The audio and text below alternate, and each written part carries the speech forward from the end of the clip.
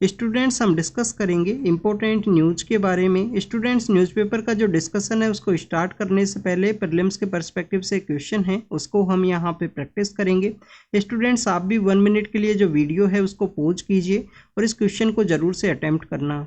Student question के अंदर आपसे पूछा गया है कि जो ब्लैक बक नेशनल पार्क है क्या गुजरात स्टेट के अंदर सिचुएटेड है। Students black buck national park को हम वेलावदार नेशनल पार्क के रूप से भी जानते हैं और आप देखिए कि गुजरात स्टेट का जो सौराष्ट्र का जो रीजन है वहाँ पे सिचुएटेड है भावनगर डिस्ट्रिक्ट और भावनगर डिस्ट्रिक्ट के अंदर ही आपको ये जो ब्लैक बक नेशनल पार्क या वेलावदार नेशनल पार्क है वो देखने के लिए मिलेगा। तो स्टूडेंट्स क्या किसी प्रोटेक्टेड एरिया या नेशनल पार्क को हमको डिस्ट्रिक्ट के पर्सपेक्टिव से भी प्रिपेयर करना है।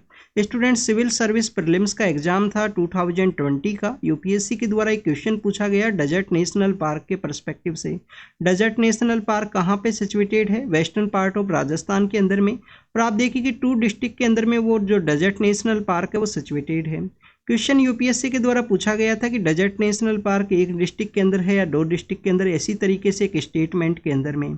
तो आप देखिए कि डेजर्ट नेशनल पार्क किस वजह से जाना जाता है स्टूडेंट। डेजर्ट नेशनल पार्क आपको ग्रेट इंडियन बस्टर्ड का जो 90% पॉपुलेशन है वो इसी नेशनल पार्क के अंदर आपको देखने के लिए मिलेगा और वहाँ पे जो पावर का जो ट्रांसमिशन लाइन्स है उसकी वजह से ग्रेट इंडियन बस्टर्ड का जो पॉपुलेशन है वो डिक्लाइन ना हो, उसकी वजह से ये नेशनल पार्क आपको कंटिन्यूस न्यूज़ के अंदर देखने के लिए मिलता है। तो आप देखिए कि 2020 के दौरान में ये नेशनल पार्क है वो न्यूज़ के अंदर में था। तो जो भी प्रोटेक्टेड एरिया आपको न्यूज़ के अंदर देखने के लिए मिले उसको आपको डिटेल के अंदर प्रिपेयर करना है। जब भी आप यूपीएससी का अटैम्प्ट दो तो लास्ट 1 ईयर के अंदर में जो भी प्रोटेक्टेड एरिया है वो न्यूज़ के अंदर है उसके बारे में आपको डिटेल इन्फॉर्मेशन है वो ज़रूर से पता होनी चाहिए। स्टूडेंट्स यहाँ पे हम डेजर्ट नेशनल पार्क के ही पर्सपेक्टिव से डिस्कस करें तो आप देखिए कि इस साल भी ये जो डेजर्ट नेशनल पार्क आपको न्यूज़ के अंदर देखने के लिए मिलता है। अभी रिसेंटली सुप्रीम कोर्ट के अंदर एक पेटिशन है वो फाइल किया गया था। सुप्रीम कोर्ट ने अपने जजमेंट के अंदर बताया गया कि हर एक पर्सन को राइट है, हर एक पर्सन को यहाँ पे फंडामेंटल राइट है आर्टिकल 14 एंड आर्टिकल 21 के अंडर में कि किसी भी जो एडवर्स क्लाइमेटिक कंडीशन है उसके अगेंस्ट में उसका जो प्रोटेक्शन है उसको कैरी किया जाए। एडवर्स जो क्लाइमेटिक कंडीशन है उसके अगेंस्ट में हर एक पर्सन को जो फंडामेंटल राइट है वो बताया गया है सुप्रीम कोर्ट के द्वारा आर्टिकल 14 एंड आर्टिकल 21 के अंडर में। तो आप देखिए कि ये डेजर्ट नेशनल पार्क इस साल भी आपको जो न्यूज़ के अंदर देखने के लिए मिलेगा। ग्रेट इंडियन बस्टर्ड के पर्सपेक्टिव से अगर हम डिस्कस करें तो राजस्थान का वो स्टेट बर्ड है, राजस्थान का स्टेट बर्ड है। गुजरात के अंदर भी आप देखिए कि जो कच्छ का जो रीजन है, गुजरात का जो नॉर्दर्न पार्ट के अंदर जो कच्छ का जो रीजन है वहाँ पे आपको ग्रेट इंडियन बस्टर्ड का कुछ पॉपुलेशन है वो देखने के लिए मिलता है, क्योंकि dry and semi dry region के अंदर में ये जो ग्रेट इंडियन बस्टर्ड हैं वो पाए जाते हैं, जिनको कि हम हिंदी के अंदर में गोडावन के नाम से जानते हैं। गोडावन के नाम से इनको जाना जाता है। काफ़ी हैवी हुआ करता है, ये एक बर्ड है बेसिकली। स्टूडेंट्स अगर हम क्वेश्चन के ही पर्सपेक्टिव से डिस्कस करें तो आप देखिए कि कहाँ पे है black buck national park, Bhavnagar district के अंदर में। कहाँ पे है, भावनगर के अंदर में। भावनगर कहाँ है, सौराष्ट्र के रीजन के अंदर में। सौराष्ट्र बेसिकली एक पेनिनसुला है अरेबियन सी के, वहाँ पे आपको देखने के लिए मिलेगा। सपोज कीजिए इंडिया का मैप है, सपोज कीजिए इंडिया का मैप है, ये जो एरिया है इसको हम सौराष्ट्र के नाम से जानते हैं। ये जो एरिया है इसको हम सौराष्ट्र के नाम से जानते हैं। तो आप देखिए कि ये जो सौराष्ट्र का जो रीजन है यहाँ पे आपको जो भावनगर डिस्ट्रिक्ट देखने के लिए मिलेगा। यहाँ पे भावनगर है, भावनगर के ही नियर बाई के अंदर अमरेली है। यहाँ पे ही आपको जो द्वारका सिटी है जो रिलीजियस टूरिज्म या रिलीजियस पर्सपेक्टिव से न्यूज़ के अंदर आपको देखने के लिए मिलेगा, या आपको पता होना चाहिए रिलीजियस पर्सपेक्टिव से इम्पोर्टेंट सिटी है। तो द्वारका सिटी है, अमरेली डिस्ट्रिक्ट है, भावनगर है। इसके अलावा जूनागढ़ का जो एरिया है जहाँ पे गिर का जो पार्क है, गिर का जो नेशनल पार्क है जो सिचुएटेड है, एशियाटिक जो लाइन्स आपको मिलते हैं जूनागढ़ के अंदर में। स्टूडेंट्स इसके अलावा आप देखिए कि जो मोरबी का एरिया है, मोरबी का एरिया आपको न्यूज़ के अंदर 2020 के समय 22 के समय देखने के लिए मिलता है। वहाँ पे एक ब्रिज है वो कोलैप्स हुआ था और वहाँ से एक रिवर भी पास करता है। रिवर का नाम क्या है स्टूडेंट्स, मात्सू रिवर उस रिवर का नाम है जो मोरबी डिस्ट्रिक्ट के वहाँ से पास करता है। तो स्टूडेंट्स ये जो प्लेसेज हैं काफ़ी बार आपको न्यूज़ के अंदर देखने के लिए मिलेगा। राजकोट जो डिस्ट्रिक्ट है, पोरबंदर का जो एरिया है, सौराष्ट्र के एरिया के अंदर सिचुएटेड है। अब हमने सौराष्ट्र के बारे में क्यों डिस्कस किया, 2016 के समय में यूपीएससी के द्वारा प्रीलिम्स के पेपर के अंदर में, यूपीएससी के द्वारा प्रीलिम्स के पेपर के अंदर 2016 के समय में बुंदेलखंड है, भागेलखंड है, इस तरीके से जो क्वेश्चन है वो पूछा गया था। तो हो सकता है सौराष्ट्र के पर्सपेक्टिव से आपसे क्वेश्चन पूछ लिया जाए, विदर्भा के पर्सपेक्टिव से क्वेश्चन पूछ लिया जाए जो कि महाराष्ट्र के अंदर में है, विदर्भा का रीजन। तो इस तरीके से आपको जो रीजन्स हैं उनके पर्सपेक्टिव से भी इंफॉर्मेशन होना चाहिए। स्टूडेंट्स नेक्स्ट अगर है स्टेटमेंट के रिगार्डिंग में डिस्कस करें तो क्या ब्लैक बक्स हैं वो डे के समय एक्टिव हुआ करते हैं। तो आप देखिए कि ब्लैक बक्स आपको डे के समय जो एक्टिव एंटीलोप हैं वो देखने के लिए मिलेंगे। और ब्लैक बक को काफ़ी बार इंडियन एंटीलोप के रूप से भी जाना जाता है। ब्लैक बक को एज ए इंडियन एंटीलोप के रूप से भी जाना जाएगा, क्योंकि आप देखिए कि ये इनका जो पॉपुलेशन है आपको इंडिया और नेपाल के अंदर ही मैक्सिमम देखने के लिए मिलता है ब्लैक बक का जो पॉपुलेशन है। तो स्टूडेंट डे के समय ये एक्टिव हुआ करते हैं, तो सेकंड स्टेटमेंट है वो भी यहाँ पे करेक्ट है। थर्ड स्टेटमेंट के अंदर कहा गया कि जो ब्लैक बक्स का जो पॉपुलेशन है वो आपको ग्रास का जो एरिया है या ग्रासी जो प्लेन का एरिया है वहाँ पे मिलता है, या आप देखिए कि जो थिन जो फॉरेस्ट का एरिया है उसके अंदर में। तो स्टूडेंट थर्ड स्टेटमेंट भी करेक्ट है, आपको जो ग्रास इकोसिस्टम है उस एरिया के अंदर ब्लैक बक्स है उनका जो संख्या है वो पाई जाती है। बेसिकली आप देखिए ग्रास ही इनका एक इंपॉर्टेंट फूड है वो आपको देखने के लिए मिलेगा। थिनी जो फॉरेस्ट का एरिया है, ड्राई डेसिडियस का एरिया है, उसके अंदर भी इनका जो पॉपुलेशन है आपको देखने के लिए मिलेगा। तो ऑल थ्री स्टेटमेंट है वो करेक्ट है। इसके अलावा स्टूडेंट्स अगर हम ब्लैक बक्स के पर्सपेक्टिव से डिस्कस करें तो आप देखिए कि हमने फैक्ट्स के अंदर भी ब्लैक बक के बारे में ही रखा है आज। ब्लैक बक आप देखिए कि जो ग्रासलैंड इकोसिस्टम इनका जो पॉपुलेशन है मेनली पाया जाता है। 3 स्टेट्स हैं जिनका कि आपको स्टेट एनिमल के रूप से आपको ये देखने के लिए मिलेगा। पंजाब है, हरियाणा है, पंजाब हरियाणा है। इसके अलावा आप देखिए कि जो आंध्र प्रदेश स्टेट है उसका भी ये स्टेट एनिमल आपको ब्लैक बक ही देखने के लिए मिलता है। इंडिया के अंदर में काफ़ी कुछ ऐसे एरिया हैं जहाँ पे ब्लैक बक को प्रोटेक्ट किया जाता है, जिनकी आपको संख्या आपको देखने के लिए मिलेगी। आप देखिए कि इसी सौराष्ट्र के रीजन के अंदर में जो गिर नेशनल पार्क है उसके अंदर में इसका जो पॉपुलेशन आपको देखने के लिए मिलता है। राजस्थान के अंदर में जो रणथंबोर का एरिया है, कान्हा का एरिया है मध्य प्रदेश के अंदर में। इसके अलावा स्टूडेंट बिहार के अंदर भी एक एरिया है जो कैमूर का जो एरिया है, वहाँ पे आपको जो ब्लैक बक का जो पॉपुलेशन है वो देखने के लिए मिलता है। और स्टूडेंट्स एक ब्लैक बक सेंचुरी भी है। ब्लैक बक सेंचुरी आपको रेने बेन्नूर नाम का एक सेंचुरी है। कहाँ पे ये सिचुएटेड है? कर्नाटका के अंदर में। कर्नाटका के अंदर भी आपको जो ब्लैक बक का जो संख्या है वो देखने के लिए मिलता है। और आप देखिए कि यहाँ पे एक ब्लैक बक सेंचुरी भी सिचुएटेड है। तो ये ब्लैक बक के पर्सपेक्टिव से कुछ इन्फॉर्मेशन था। अब हम कल्चरल पर्सपेक्टिव से ब्लैक बक के बारे में डिस्कस करते हैं। स्टूडेंट्स आपने काफ़ी बार एक जो कम्युनिटी है उसका नाम सुना होगा, बिश्नोई कम्युनिटी। बिश्नोई कम्युनिटी आप देखिए कि western part of Rajasthan, Punjab का कुछ एरिया है, हरियाणा का कुछ एरिया है, वहाँ पे वो पाई जाती है। बिश्नोई कम्युनिटी को किन के द्वारा इस्टेब्लिश किया गया था? गुरु जम्बेश्वर जी के द्वारा उनको इस्टेब्लिश किया गया बिश्नोई कम्युनिटी को। बेसिकली आप नेम के बिहाइंड का एक यहाँ पे जो फैक्ट है उसको ज़रूर से पता होना चाहिए। आप देखिए कि 20 + 9 का जो कॉन्सेप्ट है, 29 को अगर आप हिंदी वर्ड के रूप से यूज़ करते हो तो उसको बोला जाता है 29। तो 20 + 9 के कुछ यहाँ पे उनकी प्रिंसिपल हुआ करते थे कि कल्चरल यहाँ पे जो थिंग्स हैं उनको प्रोटेक्ट करना है, कंजर्व करना है, क्लाइमेटिक जो थिंग्स हैं उनको भी यहाँ पे कंजर्व करना है। तो इन्वायरमेंटल कंजर्वेशन के रिगार्डिंग में एक इंपॉर्टेंट आपको ये जो कम्युनिटी है बिश्नोई कम्युनिटी वो आपको देखने के लिए मिलती है। आप देखिए कि बिश्नोई कम्युनिटी के जो 29 रूल्स है जिनको कि 20 + 9 या 20 + 9 बिश्नोई इसी जो कॉन्सेप्ट है उसके थ्रू ये जो नेम है वो आपको देखने के लिए मिलेगा। और अगर हम इन्वायरमेंट कंजर्वेशन के पर्सपेक्टिव से डिस्कस करें तो आप देखिए कि जो बिश्नोई कम्युनिटी है उसी के रिलेटेड एक वुमेन है जिनको कि हम अमृता देवी बिश्नोई के नाम से जानते हैं। आप देखिए कि जो अमृता देवी बिश्नोई हैं उनके द्वारा इन्वायरमेंटल कंजर्वेशन के पर्सपेक्टिव से या ट्रीज के कंजर्वेशन के पर्सपेक्टिव से कितना बड़ा जो सेक्रीफाइस है वो दिया गया था। तो अमृता देवी बिश्नोई के रिगार्डिंग में आपको काफ़ी कुछ अवार्ड्स हैं वो भी आपको देखने के लिए मिलते हैं। ये बिश्नोई कम्युनिटी जो बेसिकली ब्लैक बक्स को भी उनके द्वारा कंजर्व किया जाता है, ब्लैक बक्स को भी एज ए सेक्रेड जो एनिमल है उसके रूप से उनके द्वारा देखा जाता है ब्लैक बक्स को। तो ये ब्लैक बक्स के बारे में हमने डिस्कस किया। फैक्चुअल नॉलेज है जो इन्वायरमेंट का जो यहाँ पे प्रोटेक्शन के पर्सपेक्टिव से। आप देखिए कि IUCN का जो स्टेटस है उसके अंदर में इनका जो लिस्ट कंसर्न स्टेटस आपको देखने के लिए मिलेगा। वाइल्ड लाइफ प्रोटेक्शन एक्ट का जो शेड्यूल 1 है उसके अंदर इनको प्रोटेक्ट किया गया है। और साइट्स का जो अपेंडिक्स 3 है उसके अंदर में इनका जो कंजर्वेशन है वो आपको देखने के लिए मिलता है। तो this is all the information related to the black bucks के पर्सपेक्टिव से। एक बार कुछ इन्फॉर्मेशन को रिवाइज करते हैं। ब्लैक बक्स का पॉपुलेशन कहाँ मिलता है? ग्रासलैंड या ड्राई सेमी ड्राई का जो एरिया है वहाँ पे, ड्राई डेसिडियस के एरिया के अंदर में। गुजरात है, राजस्थान है, मध्य प्रदेश है, कर्नाटक का भी एक वाइल्ड लाइफ सेंचुरी है, वहाँ पे ब्लैक बक वो सेंचुरी आपको देखने के लिए मिलेगा। और आप देखिए कि बिहार के अंदर में और उड़ीसा के अंदर भी कुछ एरिया है जहाँ पे ब्लैक बक्स का जो पॉपुलेशन है वो पाया जाता है। डे के समय एक्टिव रहा करते हैं। गुजरात के अंदर में जो भावनगर डिस्ट्रिक्ट है वहाँ पे ब्लैक बक नेशनल पार्क है, जिसको कि वेलावदार नेशनल पार्क के रूप से भी जानते हैं। प्रोटेक्टेड स्टेटस क्या है, लिस्ट कंसर्न IUCN स्टेटस है। वाइल्ड लाइफ प्रोटेक्शन एक्ट के अंदर में शेड्यूल 1 के अंदर प्रोटेक्ट किया गया है, और साइट्स का जो अपेंडिक्स 3 है उसके अंदर में इनका जो कंजर्वेशन या प्रोटेक्शन है वो आपको देखने के लिए मिलेगा। अब न्यूज़पेपर को जो डिस्कशन है उसको स्टार्ट करते हैं। आप देखिए कि फायर के जो कुछ इंसिडेंट्स हैं वो सामने आए हैं कंटिन्यूस। हमारे जो इंडस्ट्रियल एरियाज हैं, इंडस्ट्रियल एरियाज के अंदर भी आपको जो फायर के जो इंसिडेंट्स हैं वो देखने के लिए मिलते हैं। आप देखिए कि स्टूडेंट्स यहाँ पे फायर के इंसिडेंट सामने आए। एक हॉस्पिटल के अंदर में कुछ 7 जो बेबीज हैं उनका डेथ हुआ है।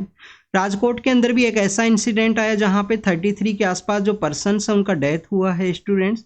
तो स्टूडेंट्स यहाँ पे अगर हम डिस्कस करें फायर के रिगार्डिंग में, तो आप देखिए कि रिसेंटली आपने एक आपने वेब सीरीज है वो आपने ज़रूर से उसका नाम सुना होगा, फायर बाय ट्रायल या ट्रायल बाय फायर, ऐसे कुछ नेम है उसका। बेसिकली 1997 के समय में 1997 के समय में एक मूवी रिलीज होता है। मूवी रिलीज होने के समय में दिल्ली के अंदर में जो सिनेमा हॉल है उसके अंदर ओवर क्राउड आपको जो पॉपुलेशन है वो देखने के लिए मिलेगा। और उसी दौरान में आप देखिए कि समर का समय था, तो वहाँ पे फायर का जो इंसिडेंट है वो सामने आता है। तो एक फैमिली है, उनके कुछ जो चिल्ड्रंस हैं उनका उस फायर इंसिडेंट के अंदर में डेथ होगा स्टूडेंट्स, और डेथ के बाद में उनके द्वारा कंटिन्यूस जो कोर्ट के अंदर में जो बैटल है वो लड़ा गया है। उन्हीं की जो स्टोरी है उसके बेस में वो मूवी है। आप देखिए कि उन्हीं के द्वारा बेसिकली आपको सुप्रीम कोर्ट के कुछ जजमेंट्स हैं वो देखने के लिए मिलते हैं। सुप्रीम कोर्ट के जजमेंट्स किस तरीके से आपको देखने के लिए मिलेंगे कि यहाँ पे जो एग्जिट गेट है वो ज़रूर से होना चाहिए, एग्जिट गेट ज़रूर से होना चाहिए, जैसे कि इस हॉस्पिटल के अंदर में नहीं था। फायर का कोई इंसिडेंट है तो फायर के इंसिडेंट को प्रिवेंट करने के रिगार्डिंग में जो मेजर्स हैं वो भी होने चाहिए, जो आपको हॉस्पिटल के अंदर नहीं देखने के लिए मिलेगा।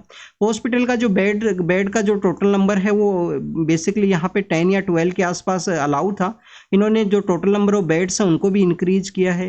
बिल्डिंग के अंदर में जो फायर सेफ्टी के रिगार्डिंग में जो मेजर्स लेने थे वो भी नहीं लिए गए हैं।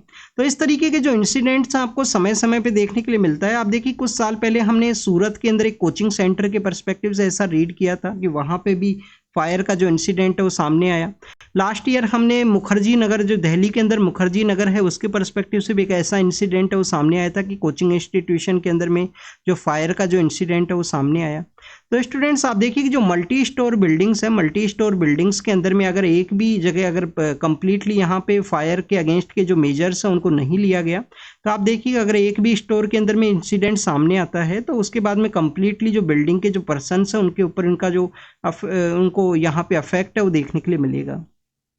अगर हम उन पर्सनैलिटी के बारे में डिस्कस करें जिनके द्वारा 1997 के समय जो उपहार जो सिनेमा का एरिया है दिल्ली के अंदर में ग्रीन पार्क के अंदर में, तो आप देखिए कि नीलम एंड शेखर कृष्णामूर्ति नाम के वो कपल हैं। नीलम एंड शेखर कृष्णामूर्ति नाम के वो कपल हैं जिनके द्वारा कंटिन्यूस ये जो बैटल है वो लड़ी गई है कि हमारे यहाँ पे हर एक कॉमर्शियल बिल्डिंग के अंदर में, हर एक रेजिडेंशियल बिल्डिंग के अंदर में फायर का जो इंसिडेंट सामने आए तो उसको किस तरीके से प्रिवेंट करना है, उसके रिगार्डिंग उनके जो मेजर्स हैं वो होने चाहिए।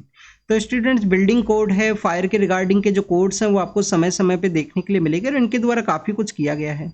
इनका जो नेम है, आप अपना जो एथिक्स का पेपर है, एथिक्स के अलावा आप देखिए कि इनका जो नेम है आप इनको यूज़ कर सकते हो अपना जो आंसर राइटिंग के अंदर में। अगर आपको कहीं पे फायर इंसिडेंट के रिगार्डिंग में क्वेश्चन पूछा गया है एथिक्स के पेपर में, ऐसे के अंदर में, और आप देखिए कि अपने आंसर के अंदर में आप इनका जो नेम है वो उसको ज़रूर से कोट कर सकते हो। तो नीलम एंड शेखर कृष्णामूर्ति नाम के वो पर्सन हैं, नीलम एंड शेखर कृष्णामूर्ति, नेम जरूर से याद रखना स्टूडेंट्स। नेक्स्ट अगर हम आईपीएल के बारे में है, एग्जाम के पर्पज से नहीं इंपॉर्टेंट है। नेक्स्ट आप देखिए आपसे ये क्वेश्चन हमने कल भी पूछा था कि जो साइक्लोन जो रेमल है इसका जो नेम है वो किस कंट्री के द्वारा किया गया है। आपने किसी ने भी आंसर नहीं दिया, आपको फिर से ये होमवर्क है।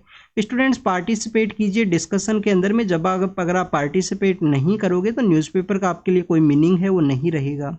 रेमल जो यहाँ पे जो साइक्लोनिक कंडीशन देखने के लिए मिला है उसके द्वारा लैंडफॉल किया गया है। कहाँ पे लैंडफॉल किया गया है? बांग्लादेश का एक एरिया है और हमारे वेस्ट बंगाल का जो सागर आइलैंड है। सागर आइलैंड आपको किस वजह से न्यूज़ के अंदर देखने के लिए मिलता है? सागर आइलैंड आपको, आप देखिए कि 14 जनवरी के समय हमारे यहाँ पे काफ़ी सारे रिलीजियस फेस्टिवल्स हुआ करते हैं, तो उसी दौरान में सागर आइलैंड का वहाँ पे रिचुअल क्लीनिंग के पर्सपेक्टिव से एक मेला भी आपको सागर आइलैंड के अंदर जो मेला है वो भी देखने के लिए मिलता है। उसको नेशनल स्टेटस का डिमांड भी किया गया था वेस्ट बंगाल गवर्नमेंट के द्वारा। यहाँ पे हम साइक्लोन के बारे में डिस्कस करें तो हमारे यहाँ पे देखिएगा आईएमडी के द्वारा प्रेडिक्ट किया गया है। आईएमडी का जो प्रेडिक्टिबिलिटी है वो इंक्रीज हुआ है। सपोज कीजिए 1999 के समय में उड़ीसा के अंदर एक साइक्लोन का कंडीशन देखने के लिए मिला, काफ़ी सारे लोगों का डेथ हुआ था। अगर हम 99 के उस इंसिडेंट के बाद से और अगर प्रेजेंट समय में जो साइक्लोन का जो कंडीशंस है उसके अंदर में जो वेदर का जो फोरकास्ट है या प्रेडिक्शन है उसके पर्सपेक्टिव से डिस्कस करें तो आप देखिए कि आईएमडी के द्वारा काफ़ी कुछ इंप्रूव किया गया है। अब प्रेजेंट समय में समय से पहले एडवाइजरी जारी कर दी जाती है, लोगों को वहाँ पे एनडीआरएफ का जो टीम है उनके द्वारा लोगों को इवैक्यूएट कर लिया जाता है। तो ये कुछ आपको जो सक्सेस स्टोरी है वो भी आपको देखने के लिए मिलता है। ऐसे स्टूडेंट्स आप देखिए कि लास्ट ईयर गुजरात के अंदर में जब साइक्लोनिक कंडीशन डेवलप हुआ था तो उस साइक्लोनिक कंडीशन के अंदर में एक भी पर्सन का जो डेथ है या कोई भी जो बैड न्यूज़ है वो नहीं देखने के लिए मिला। उसी आईएमडी के द्वारा जो प्रेडिक्ट किया गया कितना सिवियर कंडीशन रहेगा, इस समय में साइक्लोन के द्वारा लैंडफॉल किया जाएगा, इस एरिया से लोगों को आपको इवैक्यूएट करना है। तो ये बेसिकली कुछ सक्सेस स्टोरीज है, इनको भी आप कोट कर सकते हो अपने आंसर के अंदर में। आप जो बेसिकली हमारा डिजास्टर के रिगार्डिंग जो प्रिपेयर्डनेस है उसके पर्सपेक्टिव से, और हमारा जो GS 3 का जो पेपर है उसके अंदर डिजास्टर मैनेजमेंट का एक टॉपिक भी आपको देखने के लिए मिलता है। इवैक्यूएट कर लिया गया है 1 लाख पीपल्स को जो वल्नरेबल हैं उस कोस्टल एरिया के रिगार्डिंग में। हमारे जो आर्मी के जो चीफ है उनको एक्सटेंशन दिया गया है। अपॉइंटमेंट कमेटी हुआ करता है कैबिनेट का, किसके द्वारा हेड किया जाता है अपॉइंटमेंट कमेटी? PM सर के द्वारा। इसके बारे में हम डिटेल के अंदर डिस्कस करेंगे, डिफरेंट न्यूज़ भी है कंप्लीट डिटेल के अंदर में।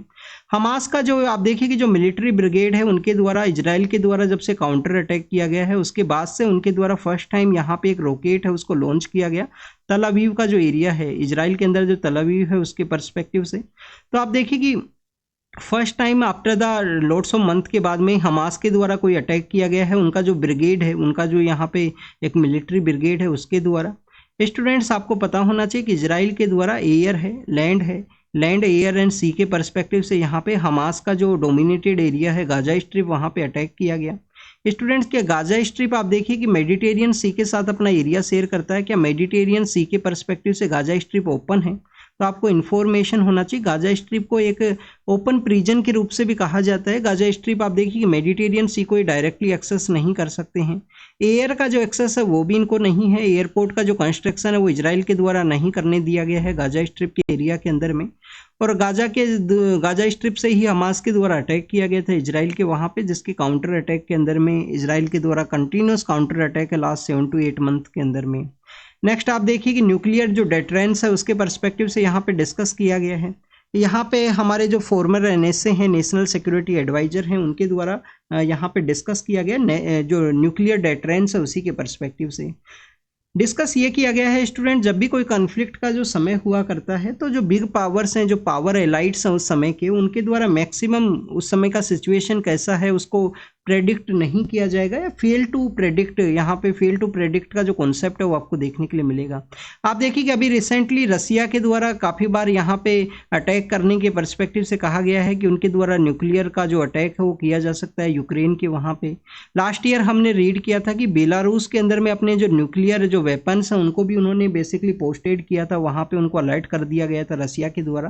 तो इस तरीके से जो न्यूक्लियर अटैक है वो किया जा सकता है रसिया के द्वारा। तो इस समय का जो मेजर जो पावर एलाइट्स हैं उनके द्वारा कंप्लीटली इसको प्रेडिक्ट नहीं किया गया है। उसका जब इम्प्लीकेशन सामने आएगा तो आप देखिए उसको बेसिकली कंडेम किया जाएगा। इस तरीके का जो एक्टिविटीज आपको देखने के लिए मिलता है।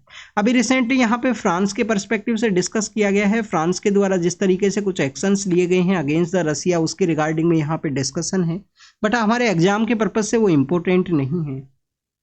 एग्जाम के पर्पज से यहाँ पे बताया गया है कि अभी रिसेंटली रसिया के जो पॉलिटिकल लीडर हैं व्लादिमीर पुतिन हैं, उनके द्वारा 9 मई का जो डे है जिसको कि एनुअल विक्ट्री डे परेड के रूप से जानते हैं, 9 मई का जो डे है एनुअल विक्ट्री डे परेड के रूप से जाना जाता है जो वर्ल्ड वॉर सेकंड के पर्सपेक्टिव से है। तो उस दौरान में उनके द्वारा कहा गया कि वेस्ट का किसी भी तरीके का जो थ्रेट है उनको इनके द्वारा टैकल किया जाएगा रसिया के द्वारा। इनके द्वारा न्यूक्लियर जो यहाँ पे अटैक का जो बार बार जो इस तरीके का जो कन्फ्लिक्ट है या इस तरीके का जो उनके द्वारा जो चेतावनी है वो भी आपको देखने के लिए मिलेगा।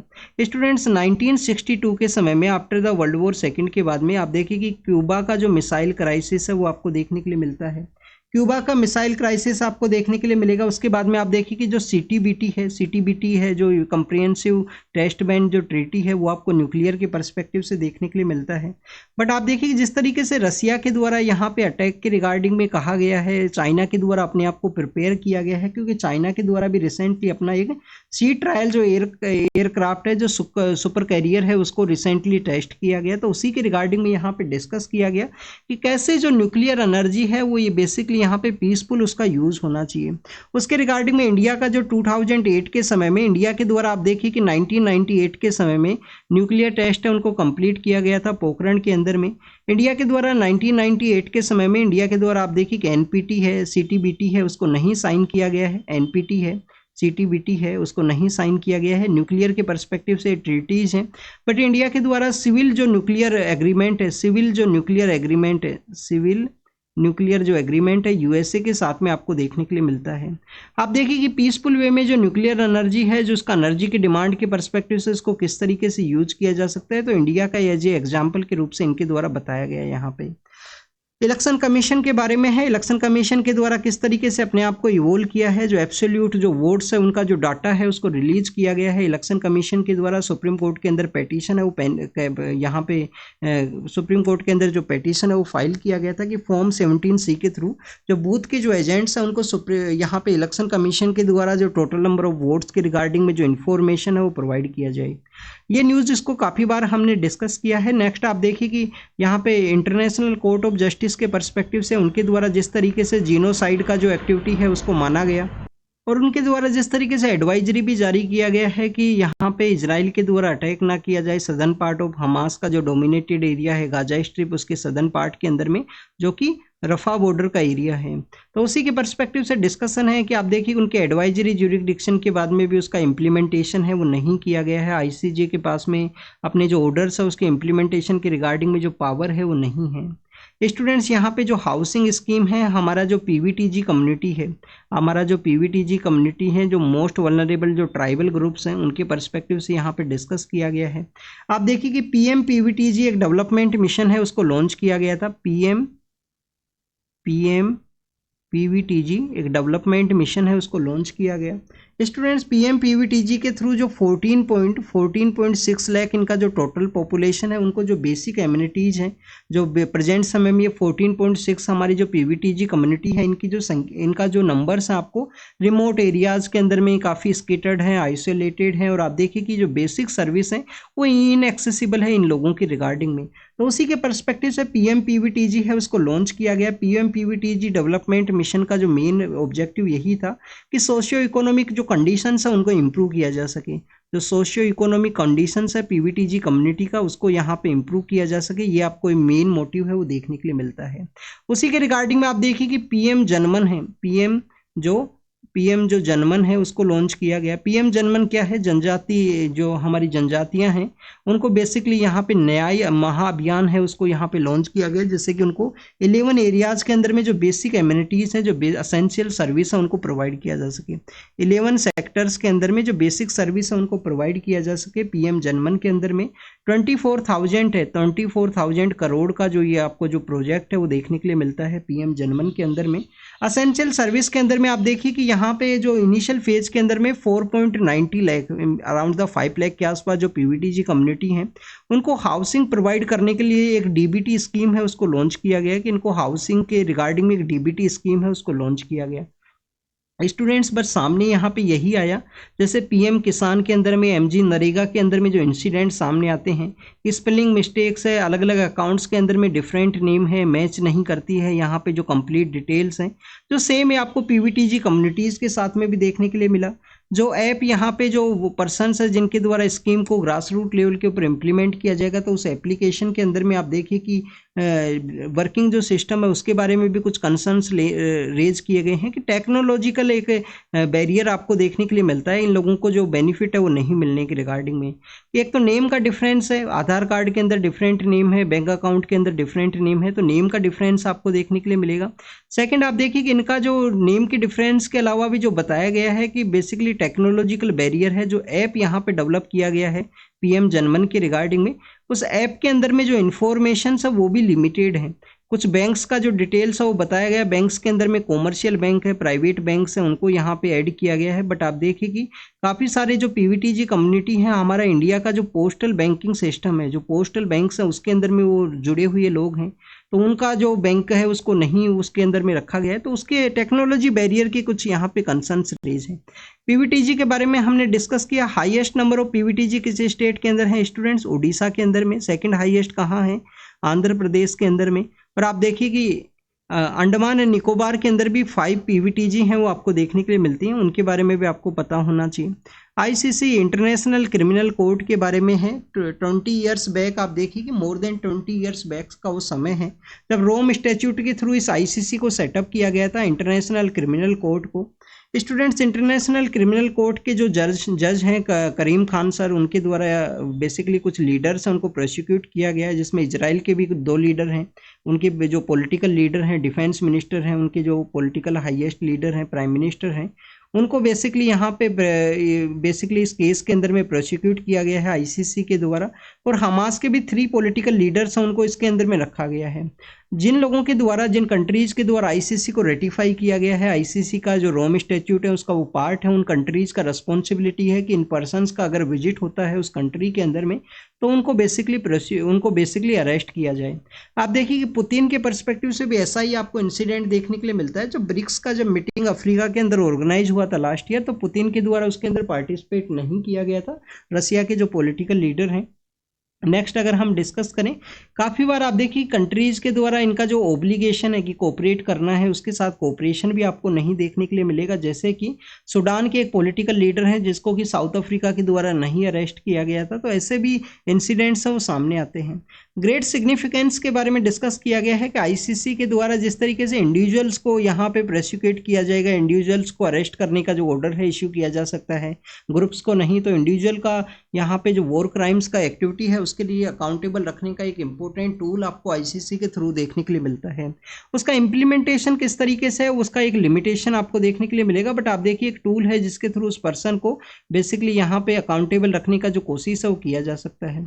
आर्टिफिशियल इंटेलिजेंस को हर एक कंट्री के द्वारा अपने अपने डिफरेंट कानून के थ्रू उसको बेसिकली रेगुलेट करने का कोशिश किया गया है। यूरोप का जो कंट्री है, यूरोपियन यूनियन के द्वारा भी आप देखिए कन्वेंशन को यहाँ पे लाया गया। आप देखिए कि हमने आर्टिफिशियल इंटेलिजेंस के रिगार्डिंग में बेलेचली जो डिक्लेरेशन है उसको भी डिस्कस किया था। अभी यूरोप की जो कंट्रीज है उनके द्वारा एआई का जो कन्वेंशन है वो इस्टेब्लिशमेंट में आया, जिसको कि डिफरेंट वे में ट्रीट किया गया है, उसी के पर्सपेक्टिव से यहाँ पे बताया गया।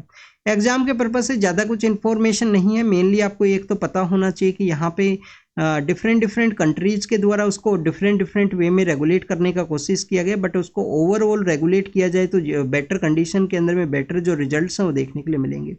मणिपुर के अंदर में आप देखिए कि नॉन मणिपुर के जो पर्सन्स हैं उनके ऊपर अटैक देखने के लिए मिला, तो इस वजह से झारखंड के कुछ लेबरर्स हैं जो वापस अपने घर के लिए वापस आ चुके हैं, उसको यहाँ पे बताया गया है कि फर्स्ट टाइम इस तरीके से मणिपुर के अंदर इंसिडेंट सामने आया।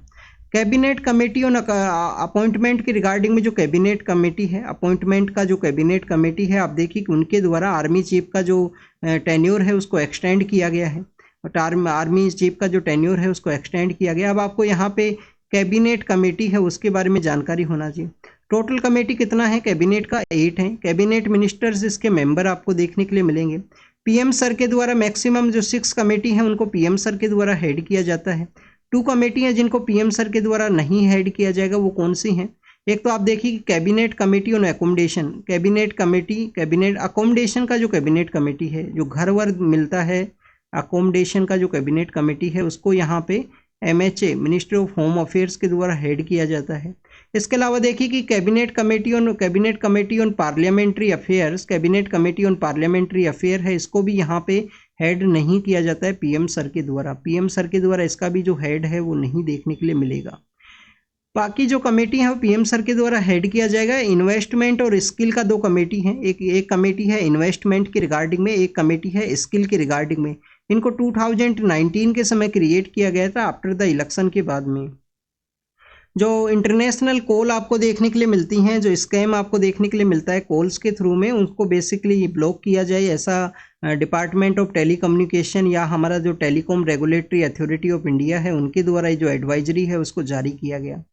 Telecom regulatory authority of India के रिगार्डिंग में जो बेसिक इन्फॉर्मेशन है वो ज़रूर से बताना, ये आपका होमवर्क है स्टूडेंट्स। काफ़ी बार हमने इसको डिस्कस किया है। और आप देखिए कि टेली कम्युनिकेशन के रिगार्डिंग में एक इंटरनेशनल जो प्लेटफॉर्म है वो कहाँ पे सिचुएटेड है, IAU के नाम से उसको हम जानते हैं। IAU के नाम से उसको हम बेसिकली जानते हैं, तो आप उसके बारे में भी ज़रूर से रीड करना। इंडिया की जो टॉप कंट्रीज है जिनके साथ में ट्रेड को कैरी किया जाता है, तो आप देखिए कि मैक्सिमम कंट्रीज के साथ में जो ट्रेड है वो यहाँ पे डेफिसिट के अंदर में है। मीन्स जो ट्रेड का जो इम्पोर्ट है वो आपको हायर देखने के लिए मिलेगा रेदर देन द एक्सपोर्ट के साथ में अगर हम कंपेयर करें। US ऐसा कंट्री है स्टूडेंट्स, US के साथ में इंडिया का जो ट्रेड है वो यहाँ पे सरप्लस के अंदर में है, तो ये भी आपको पता होना चाहिए। क्या यहाँ पे ट्रेड का जो सरप्लस है या डेफिसिट है उसके रिगार्डिंग में क्वेश्चन पूछे गए हैं। श्रीलंका के पर्सपेक्टिव से क्वेश्चन पूछ लिया गया था, जो कि इकोनॉमिक सर्वे के अंदर में उस टाइम मेंशन था 2020 के ही समय में। तो स्टूडेंट्स जो US है वो आप देखिए कि US के साथ में जो ट्रेड है वो सरप्लस है, और भी कुछ कंट्रीज है जिनके साथ में हमारा जो ट्रेड है वो सरप्लस की कंडीशन के अंदर में है। अब वर्ल्ड के पर्सपेक्टिव से जो न्यूज़ है उनको हम डिस्कस करते हैं। ताइवान के जो पॉलिटिकल लीडर हैं उनके द्वारा कहा गया कि चाइना के साथ में जो रिलेशंस है स्ट्रॉन्ग किया जाएगा, मिलिट्री का जो ड्रिलिंग का ज़रूरत नहीं है, साथ में ही हम वर्क है उसको कैरी करें। रसिया के द्वारा कहा गया कि यूक्रेन के ईस्टर्न पार्ट के अंदर में जो कार्किव का रीजन है वहाँ पे एक विलेज को एबडेंट किया गया है उनके द्वारा। नेक्स्ट आप देखिए कि पपुआ न्यू गिनी का एरिया है, सपोज कीजिए ऑस्ट्रेलिया है, सपोज कीजिए स्टूडेंट्स ये ऑस्ट्रेलिया है, सपोज कीजिए कि ये ऑस्ट्रेलिया है। ऑस्ट्रेलिया के यहाँ पे जो आपको पपुआ न्यू गिनी है वो देखने के लिए मिलेगा। कोरल सी है, अराफुरा सी है, वो यहाँ पे सिचुएटेड है। कोरल, अराफुरा, यहाँ पे सोलेमन आइलैंड है जिनके बारे में हम काफ़ी बार रीड करते हैं। सोलेमन आइलैंड में आप देखिए कि चाइना और US का जो कन्फ्लिक्ट है वो आपको देखने के लिए मिलेगा। चाइना जापान के जो पॉलिटिकल लीडर्स हैं वो साउथ कोरिया के अंदर में मिले हैं स्टूडेंट्स को, एक ट्राइलेटरल समिट है वो आपको देखने के लिए मिला है। नेक्स्ट आप देखिए कतर एयरलाइंस के अंदर में कुछ फ्लाइट का टर्बुलेंस की वजह से कुछ लोगों का यहाँ पे जो इंजरी है वो सामने आया। ऐसा ही एक इंजरी हमने अभी रिसेंटली साउथ ईस्ट एशिया के जो कंट्री हैं सिंगापुर, उसके पर्सपेक्टिव से रीड किया था। इजराइल के जो PM है उनके द्वारा अपोज किया गया है कि गाजा के अंदर में जो वॉर है उसको गाजा के अंदर वॉर है उसको यहाँ पे एंड कर दिया जाए, तो PM के द्वारा अपोज किया गया। आप देखिए कि नेक्स्ट अगर हम बात करें, जो फ्रांस के जो पॉलिटिकल लीडर हैं जर्मनी का विजिट के लिए गए हैं, डेमोक्रेसी के डिफेंड के पर्सपेक्टिव से यहाँ पे इनके द्वारा डिस्कस किया गया। तो एग्जाम के पर्पज से वर्ल्ड के रिगार्डिंग में क्या न्यूज़ इंपॉर्टेंट है, पपुआ न्यू गिनी का एरिया है उसको आपको देखना है। अराफुरा सी और कोरल सी का जो लोकेशन है वो भी आपको पता होना चाहिए। अराफुरा जो सी है और कोरल जो सी है उसका लोकेशन आपको ज़रूर से देखना है। तो this is all the information related to the today's newspaper. आप इसको रीड कीजिए, रिवाइज कीजिए, जो भी इंफॉर्मेशन आपको मिला हो उसको नोट डाउन कीजिए। Thank you students, thank you very much.